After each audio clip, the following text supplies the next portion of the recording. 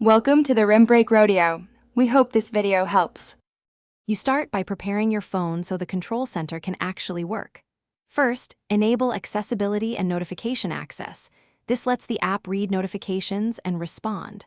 Once done, install and open the Control Center app, then accept the permission prompts for overlay and battery optimizations. Make sure to grant display over other apps access. Without it, the panel won't appear. After permissions, tap Start to create the overlay, and you're ready to move into customizing the interface. Now you customize the center so it fits how you use your phone. Select a layout, grid or list, and change rows and columns to control density. Denser layouts show more controls at once.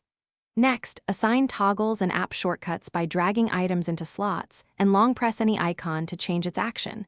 This saves time when you're busy. Finally, set the trigger gesture, like edge swipe or floating button, and test sensitivity. If it's too sensitive, you'll open it accidentally. Once tuned, move on. Complete setup by saving your profile, and if available, set the control center as your default quick panel so it appears reliably. Make sure to lock the layout to avoid accidental edits and enable a backup export so you can restore settings if you switch devices. If the panel won't open, recheck overlay permission, disable aggressive battery optimizations, and look for gesture conflicts with other apps. Resolving those 3 items fixes most problems quickly, and then you're done. Use the panel confidently. Thanks for watching. Consider subscribing if we helped you.